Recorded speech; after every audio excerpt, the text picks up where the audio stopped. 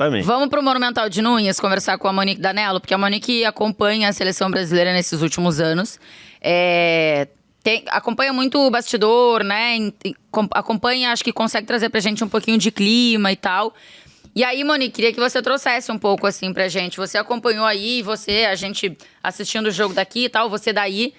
Depois dos 7 minutos, os caras já gritavam olé, olé o tempo inteiro. Então, assim, a percepção que a gente teve aqui foi a percepção dos argentinos, né? De que a gente tava na roda completamente. O que você imagina que pode acontecer com a seleção brasileira? Você acredita numa saída do Dorival? Mais do que isso, uma saída do Dorival sem ter já um anúncio de um novo técnico? Porque daqui a pouco... demitir o Dorival pode ser uma coisa de tirar um pouco a pressão da CBF, mas ainda sem ter um outro nome. E aí não sei se esse outro nome pode ter a ver, Monique, com o meio do ano, que é uma nova temporada na Europa, que tem Super Mundial, enfim. Conta pra gente o que você traz daí, Monique. Boa noite. Só por educação, né? Porque boa não é pra nós, com certeza. Boa noite, Tainá. Boa noite para vocês, para todo mundo que está com a gente. Então, a sensação que a gente teve aqui, e aí conversando com os colegas durante todo o jogo, era também de um Brasil na roda. Parecia que a Argentina estava fazendo pouco esforço e que depois que fez o 2-0 até deu uma segurada. Desde o minuto 7, sempre que a Argentina trocava passes, a torcida gritava olé. E se vocês repararem, depois do primeiro gol, a Argentina fica por mais de 1 minuto e meio trocando passes sem perder a bola. E o Brasil tem a bola ali por um raro instante e a Argentina volta a trocar passes durante um bom tempo até sair o segundo gol. Então, parecia assim, como a gente costuma brincar entre amigos, né? Que era um time de adulto contra um time de criança. Foi um Brasil totalmente desconectado de qualquer ideia. Eu até tentei que o Dorival explicasse pra gente, afinal, qual era o plano de jogo, porque não dava pra entender o que o Brasil veio propor na partida. E, na minha opinião, eu acho que o Dorival tomou decisões erradas ali ao escalar o time e depois ele volta no intervalo tentando corrigir algumas dessas opções, só que já era um jogo perdido para o Brasil. O Brasil não tinha poder de reação, apesar do gol do Matheus Cunha. Então, a gente já vem falando, né, ao longo dos últimos dias sobre as convicções, sobre as escolhas, sobre o que estava planejado e as rotas que mudaram e se essas coisas fazem sentido ou não. Né? E acho que esse jogo mostrou um pouco disso. Eu, desde antes, achava que o Dorival iria por um caminho, porque era tudo que eu entendia do trabalho dele. E quando a gente recebeu as informações do penúltimo treinamento, com todas as mudanças, eu fiquei muito surpresa, porque fugia muito de toda a linha de pensamento que a gente viu do Dorival até agora.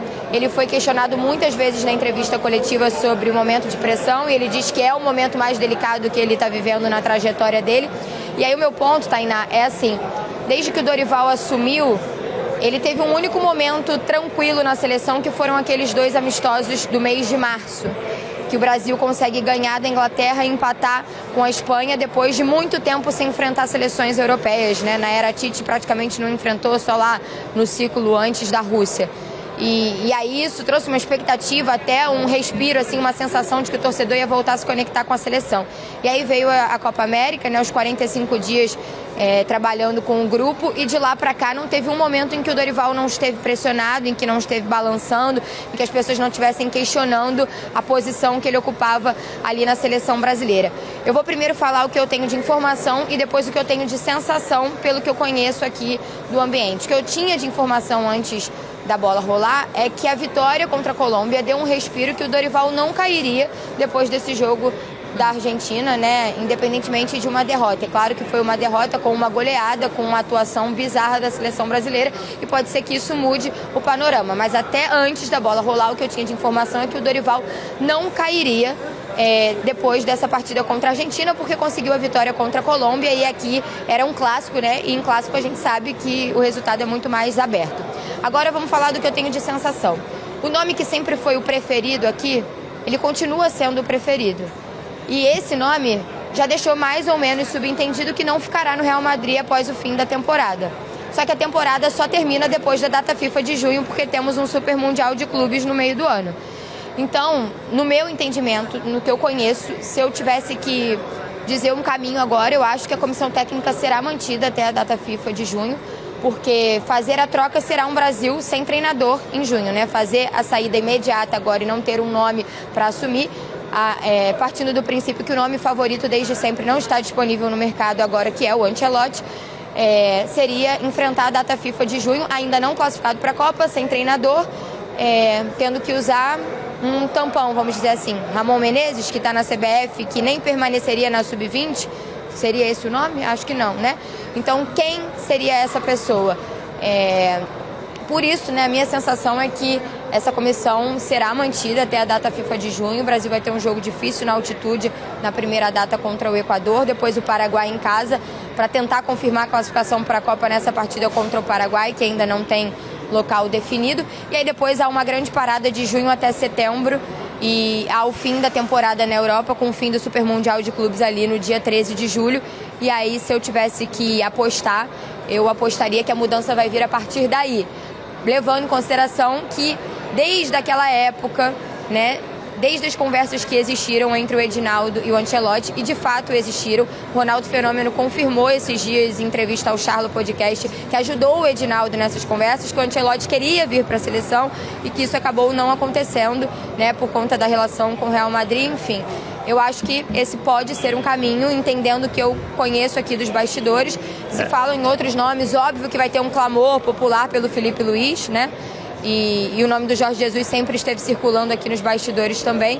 Mas se eu tivesse que apostar num caminho, eu acho que a comissão técnica ainda permanecerá para a data FIFA de junho. Isso até o que eu tinha de informação antes da bola rolar. Não sei o quanto vai conseguir se sustentar isso depois do que aconteceu hoje. Sim, Vés? Não, só para constar.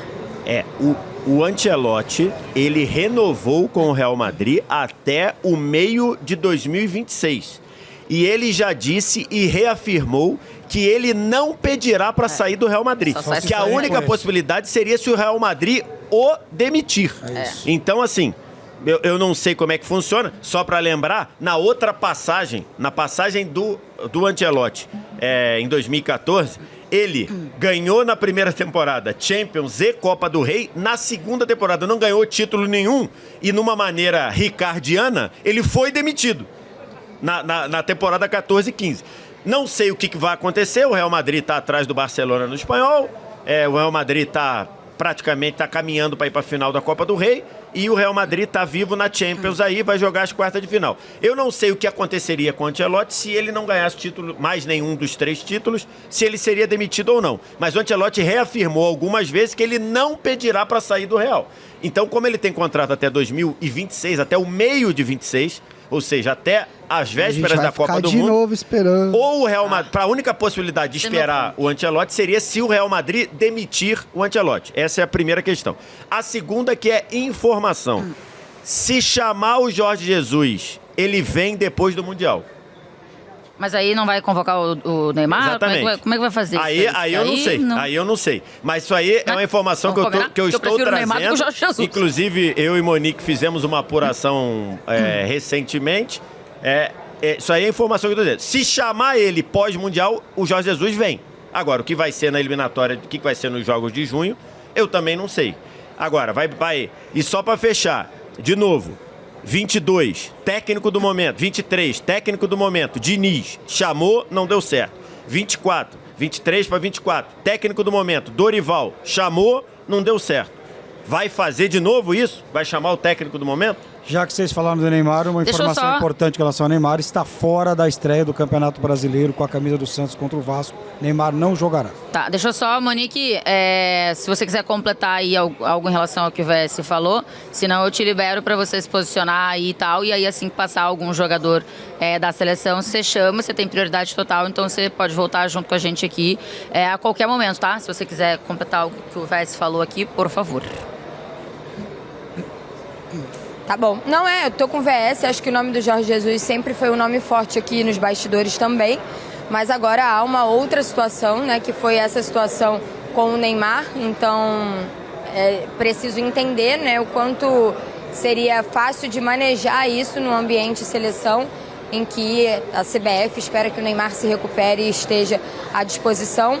Mas no momento é isso, no momento o que a gente tem de informação é que pós essa nessa partida contra a Argentina, a comissão técnica seria mantida porque a vitória contra a Colômbia deu um respiro. O presidente da CBF ele veio ao jogo, ele ontem teve a eleição, se reelegeu, mas ele chegou aqui ontem à noite, então ele está aqui em Buenos Aires, embora ele não tenha ido ali para o ambiente da coletiva, ele está aqui em Buenos Aires e agora a gente vai entender qual o impacto, né, e se tem uma consequência diferente o fato de ter sido uma derrota do tamanho que foi e da forma que foi. Eu acredito, Tainá, que eles não vão demorar muito para sair, porque alguns jogadores têm voo, por exemplo, por volta das 3 da manhã já para retornar para São Paulo e depois seguir caminho de volta para casa, na Europa, enfim. Então eu tô de olho aqui, alguém chegando, eu chamo vocês para a gente trazer. Combinado, Monique.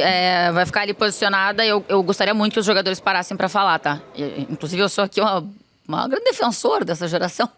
Mas eles precisam botar a carinha pra falar na hora que eles perdem também, na hora que eles tomam um sacode. Em algum momento a gente precisa olhar esses caras. Só pra registrar de novo, quem falou na saída do campo foi o Marquinhos, que assim toda como vez, no PSG. assim como no PSG, toda tragédia o Marquinhos bota a cara pra falar. E agora falou também, botou a cara dele pra falar lá. É o capitão, né? Agora aguenta aí, ó. Vai, aguenta.